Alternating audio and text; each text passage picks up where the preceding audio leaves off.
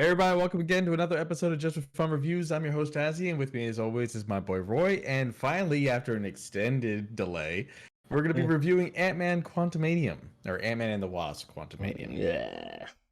Uh, Was it really the Wasp in this movie? mm, yes, no, yes, she was there. So I'm gonna save us the pretense. It has been a very long time since the movie has been out. It's been all over the internet. If you haven't already seen it, you're probably not going to see it at all anyway. So we're just going to dive right into our fully flung, all on the table opinions about the movie. But for the sake of conversation, let's go ahead and give just like a tiny soliloquies on where we are in this movie and what's kind of going on. The window dressing. So the movie picks up with Scott Lang, still played by Paul Rudd, the immortal vampire. Uh, and Scott's had a good freaking year. We got little tidbits from like phase 4 that he had a really successful podcast where he basically told everyone what went down in Avengers Endgame. And then he released a successful book. He was like spending a lot of time with his family. Him and Hope are doing really well. They're going to red carpet events.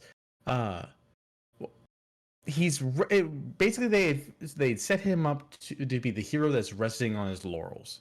That's the starting point for Scott, where we have Cassie. Where we have Cassie, played by new actress Catherine Newton, and by new I mean new to the MCU,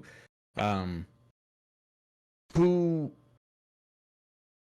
I guess is trying to live up to the example that Scott had set, and has taken on any number of crusades for what she believes is the right thing to do. And in that same vein, during one dinner, like a passing gesture is mentioned that Cassie and Hank had been, Hank, almost called him Henry, and Hank had been working on something in their spare time, a device to send signals out to the quantum realm like sonar in order to map it safely from our level of existence. Which, if you've seen the trailer, things go awry. They all get sucked into the quantum realm, and it's very much a Alice in Wonderland type story from then on. So, Yeah, go on. I don't think the reason why we delayed reviewing this movie is because we didn't like it, and uh, it was more like we were just lazy. More like we didn't Yeah. have such strong emotions about it that we felt the rush to try and get a review out. But the kicker is that like prior to the movie coming out, it got just trashed by critics. Like, if you were to go purely off of critic scores, this is probably the worst Marvel movie to come out since before Iron Man and like Sad Gumby, like that first Hulk movie, or like Oh Fan God. Four Stick. Like they put it on like Fan Four Sticks like level, and I didn't see that. I don't think the movie deserves to be considered that bad. Like I think it's got like a 44% or a 42% for critics on Rotten Tomatoes. No, it wasn't that bad. It just No. wasn't amazing. Yeah. Well, that's the thing. Let me tell you something, John. Everybody, see, this is what happens. It's like the Jurassic Park effect, where when Jurassic Park first came out, that shit was amazing. It was unbelievable. And then you go see the sequels, and it's not as amazing as the first movie. Endgame set a standard. It was like, oh, it's got to have those wow moments. It's got to do this. And everybody's seeing Kang the Conqueror in this. They're thinking, oh, this is the next big baddie. Luckily, I went in there with low expectations, so I was not disappointed with this film. I did not expect, Kang to do all this stuff and, like, be a big threat on this one, because I know what Kang is. Yeah. Part of the problem that that a lot of people tend to tend to have had with the movie, and it's something that I definitely noticed as well, is that there didn't seem to be a unifying theme or honestly story arc throughout it. Like there wasn't a message that was trying to be conveyed with this story. It was really hard to tell because like first it kind of became, like I said, it seemed like Scott was resting on his laurels and his daughter, whom he's kind of like 5 years estranged from. Go ahead. There was a message in this movie. You just didn't pick up on it. Don't be a dick. Oh. You know what I mean. Yeah, I got you. But yeah, no, like Cassie and Scott still had that 5-year deficit in their relationship, that lost time. Scott wanting to get that back and feeling that Cassie was kind of pulling away from him because he wasn't acting in the way that she expected from her hero. Like that seemed like it was going to be the message at like the overarching theme at the beginning, and then very quickly it just kind of evaporated. Mm-hmm. There's a theory that this movie was actually supposed to come out way sooner because of COVID, everything got shuffled. Like the whole reason why in Spider-Man No Way Home, what's the friend's name? Something that I think we all could admit that we thought was really weird was when Ned like throws in this random factoid that like his grandmother believes that there was magic in their family. He got a hold of the sling ring and he was the one creating the portals. It like everyone had to effectively suspend their disbelief because like we'd seen how difficult it is for people to be able to create portals in the first place. Like there's whole training classes just to make freaking sparks happen, let alone creating a portal, and Ned was just doing it easy. That's because that role had to be created for Ned because they shuffled everything around. That was supposed to be the first movie that we got to meet America Chavez. She was the one that was going to be opening portals that brought Peters from alternate realities over, because it also like messed with like the rules of why the circumstances were happening in the first place. It's like if the spell affected literally Peters from alternate realities, because of course Peter knows who Spider-Man's real identity is, then every Spider-Man in the multiverse should have been appearing in this freaking movie. But no, it was just a couple. Yeah, so there's a theory that this movie was supposed to come out way sooner, so and like elements of it were reshot, which is why Quantumania seems so muddy as far as its messaging, as far as its themes. Mm-hmm. And I think probably like the biggest sin in this movie is that it overplayed its hand. The movie was really marketed as being the standout appearance of the titular Kang, not the version of Kang that we saw at the end of Loki, who was kind of a passive figure, an observer who really just wanted to find out what the protagonists were going to do at the end of the situation. This is supposed to be the Kang that is going to give us like a definitive taste as to what's to come and how threatening this guy is. And he definitely started that way. Like man was had extremely powerful telekinesis with like a single finger. Mm-hmm. But by the end of the movie, apparently he forgot he could do that. I mean, was it him or was it the suit that made him do it? That was the thing.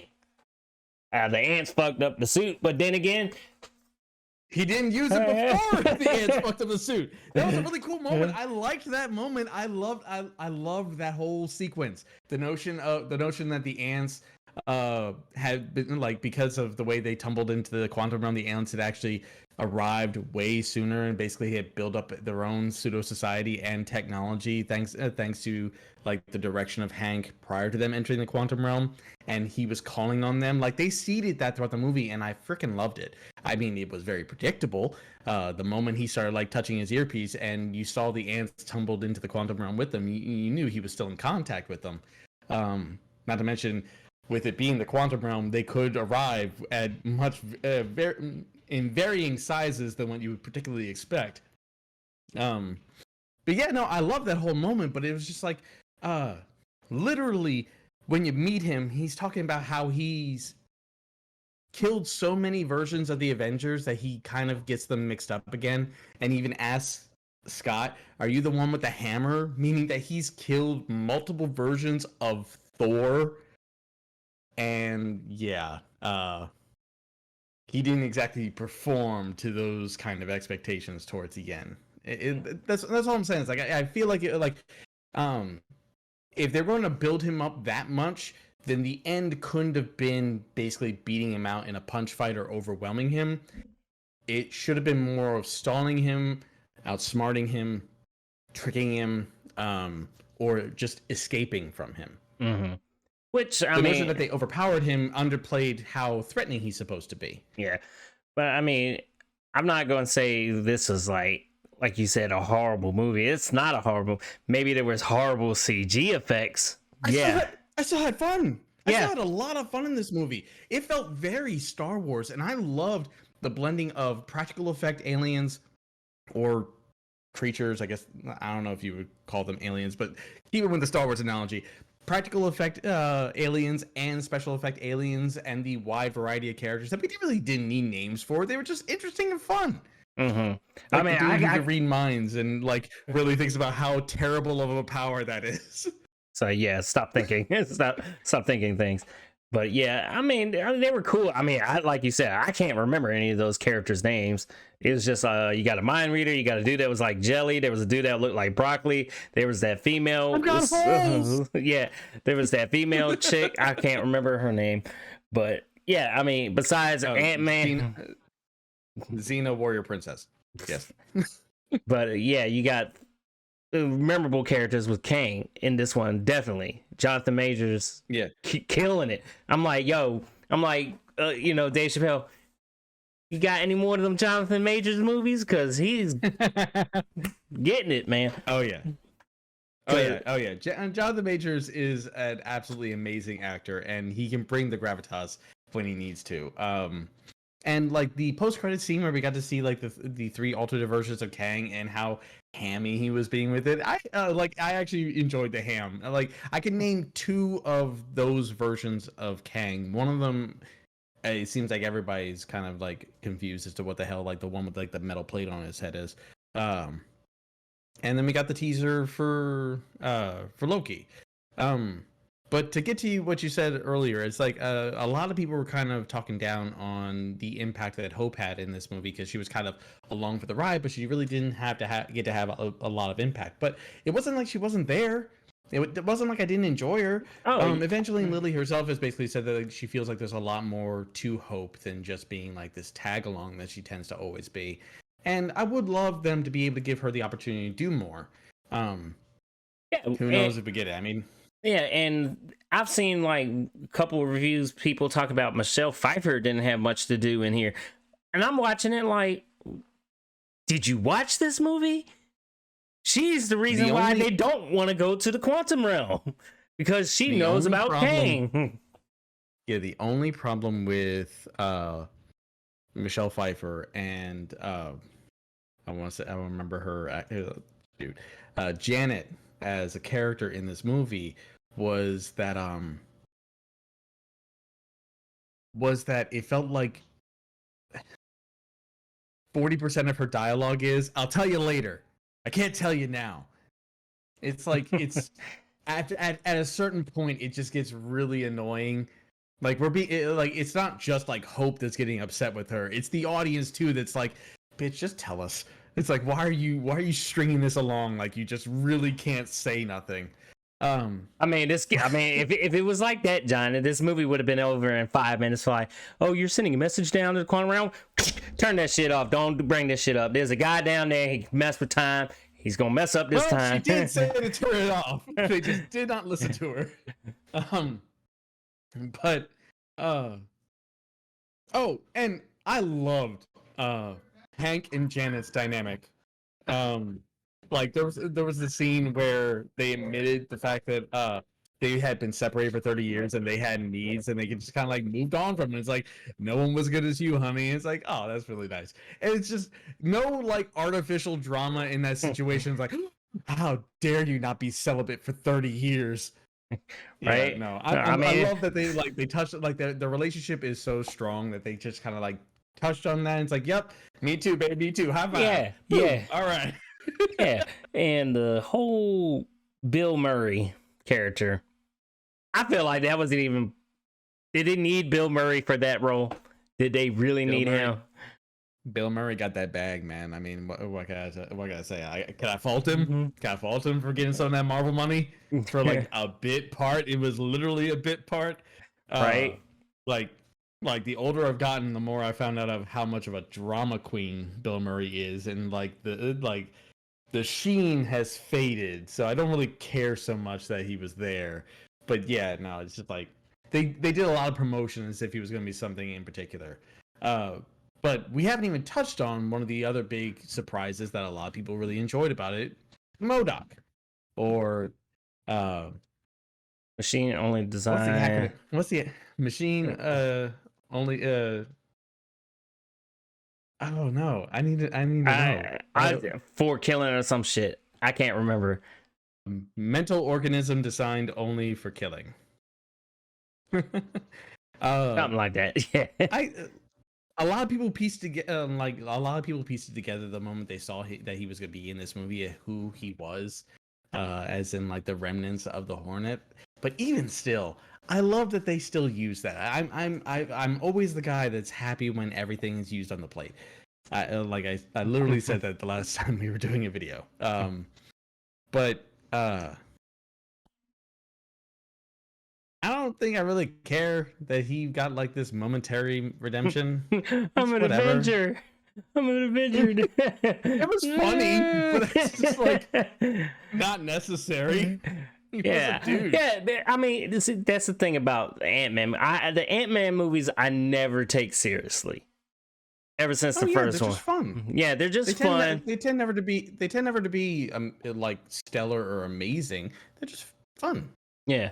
So I mean, yeah, they had serious parts in there where there was serious consequences if we let Kang out, and he's gonna mess up. Oh yeah. All these other timelines. But I just like the fact that near the end, even when Scott's all happy, he's walking down the sidewalk, and then he's thinking about Kang. It's like, did we do the right thing? No, who cares? Yeah, no, la la la. And then it still comes back at the dinner table. It's like, he said he was trying to protect us from him. What did he mean? Oh well. Yeah. So I was like, okay, dancing around the existential dread of the situation. Though I still came away with it with questions. Like, this was when Kang was explaining his motivations, he projected an image of the sacred timeline. You know, the looping timeline that the He Who Remains had constructed in order to prevent the multiversal war. And I couldn't tell if that was what he was attempting to prevent, or if that was his solution to stop the whole thing. Now, do you think that version of Kang is dead? I'm hearing rumors, and I hate hearing rumors because I don't know what the hell Marvel is gonna do anyway. I heard that the Kang that supposedly died at the end of this one is the Kang they say the exile is how they refer to him. Yeah, the exiled Kang is the same one at the end of the post-credit scenes with Loki. And I'm like, I don't know how this shit. I don't know how this is. I don't know how this is gonna work. A little nitpick. When Janet tried to forestall Kang from escaping, she used the positive pin particles, the ones that make things grow, and smashed them into the core, the sphere, to make it expand, right? Scott tried to effectively mimic that, but if you looked at it, he was using both the positive and the negative, so that caused it to explode for whatever reason. Why wouldn't it just like grow and then shrink really quickly? Like, I was kind of confused. It's like, wouldn't that just like cancel it out? Yeah, right. Whatever. I mean, I like I said, I don't think it's a bad movie. It's just like this had a lot of promotional material where they pretty much were setting up Kang to be this big bad motherfucker.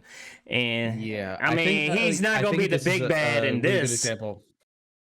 I think this is a really good example of the marketing being a greater disservice than the movie itself. Well, and then the fact, they showed too much in the damn trailers, and it's like, well, Every movie does that right now, man. Like I'm literally waiting. I'm looking forward to the Dungeons and Dragons movie coming out at the end of the month, but like I have to avoid like 50 trailers that they release every 3 days. No. ugh. But before we like move on though, we haven't even touched on stature. Cassie Lang. How'd you feel about Cassie Lang? Because like it seems most people are presuming that they're building up a Young Avengers team, and she would obviously be a member of it. Her superhero name being Stature. I was kind of about it. Well, Like I did think it was weird that like the guy who became MODOK, whose name I can't remember. See if I can pull it up real quick. Frank? I don't know. Damn. You think he'd be higher up in the cast over Bill Murray at the very least? Well, anyway, the guy who played Yellow Jacket, the villain from the first movie, he that should be like the source of Cassie's nightmares, because he literally burst into her room while she was like what, like 8, and almost killed her. And then even just his death, probably would have haunted my freaking nightmares. All I remember the line is like, "I want my dad. I want your daddy too." Yeah. Not weird at all. But yeah, no.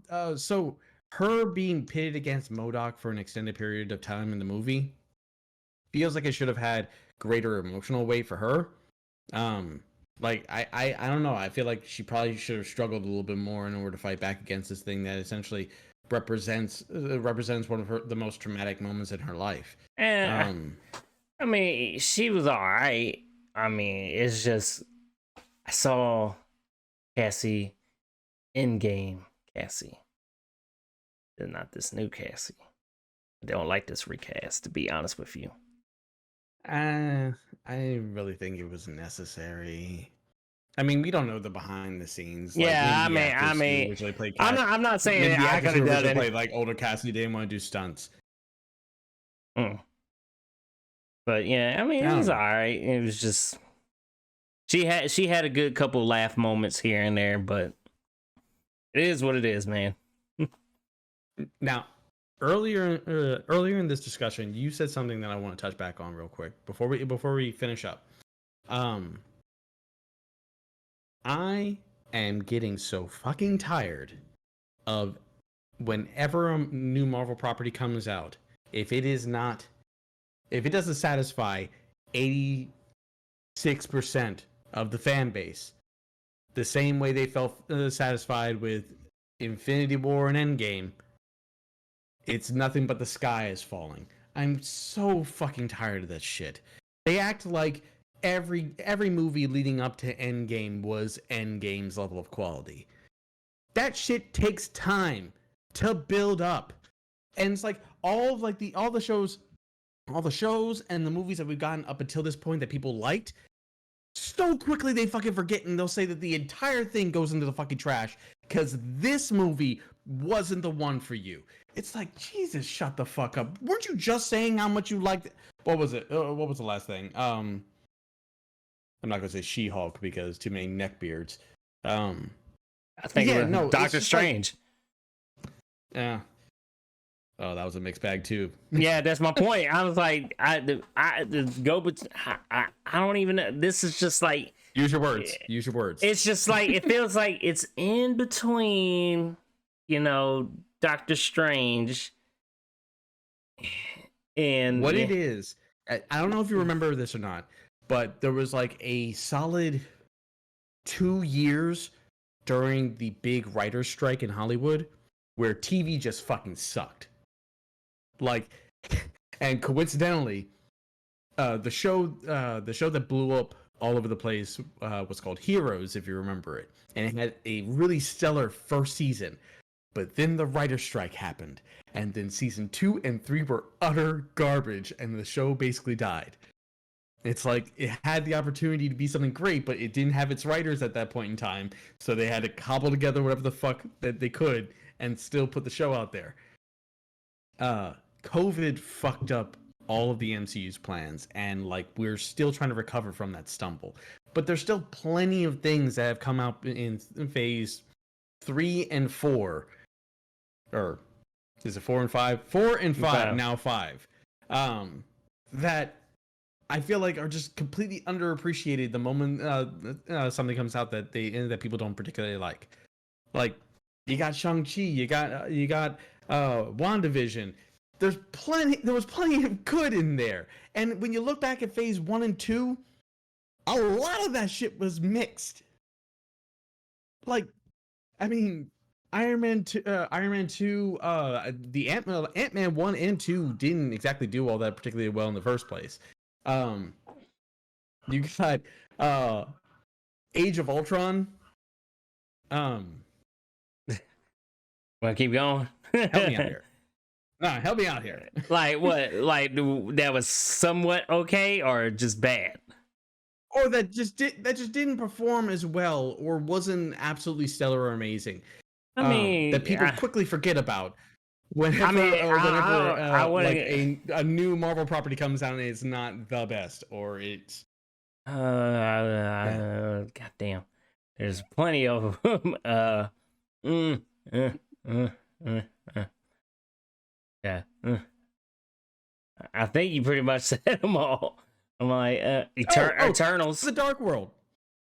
Thor Man, Eternals is overhated. Eternals is a good fucking movie. People are just fucking stupid. But yeah, no. Thor: The Dark World. You didn't have anybody. You didn't have everybody like. And part of it is, especially with like big critics, it's just like they want this to be over. It's like how many like big name directors have to come out and complain like whiny bitches because the MCU is still dominating in the box office. It's like they want this bubble to pop because they kept calling it a bubble. It's like, oh, it's gonna be like the spaghetti western bubble. It's gonna be over. See, and like anytime something like takes a dip in ratings or doesn't make the same kind of money, it's like, see, this is what I'm talking about. See, it's gonna be over soon. They're fucking up. They're gonna be failing. DC's gonna take over now. It's like, I need fucking evidence that DC is going to take over before you start claiming DC is going to be taken over. Yeah. Damn. The Flash is going to kick your ass. Yeah. No. Nonetheless, like, yeah, anything to add to this, like, stream of consciousness? No, man, I just feel like I'll give it, like, I feel like this is like a 7. Oh, I think a 7's a good rating for Ant-Man Quantumania. It's not the best. It's definitely not the worst. And people need to stop. People need to stop acting like Chicken Little and saying the sky is falling at every little fucking thing. You'll live. I mean, honestly, off the top of my head, I can't remember what the next Guardians of the Galaxy. Really? That's the 6? next MCU movie? I believe so. I think Loki and then Guardians of the Galaxy. I mean, John Bernthal just got reported that he's going to be in the new Daredevil, so got that to look forward to as well. But What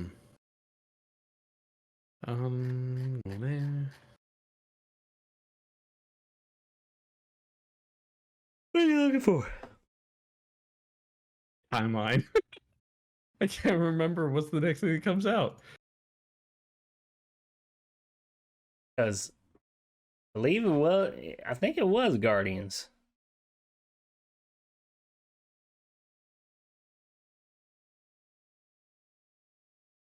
Yep. Guardians, May 5th, 2023. So all this bitching about Ant-Man and all this doomsaying about how the MCU is over, and Guardians of the Galaxy Volume 3, I'm calling it right now, is going to rip everyone's fucking hearts out. See my face? Just relaxing for that moment.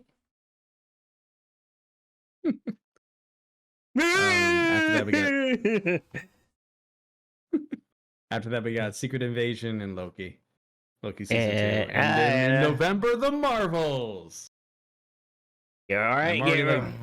I'm already getting ready for that. To defend that one. right.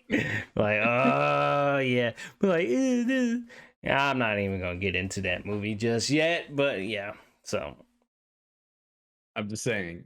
Eternals is right there with Captain Marvel as one of like as in like the category of overhated MCU properties.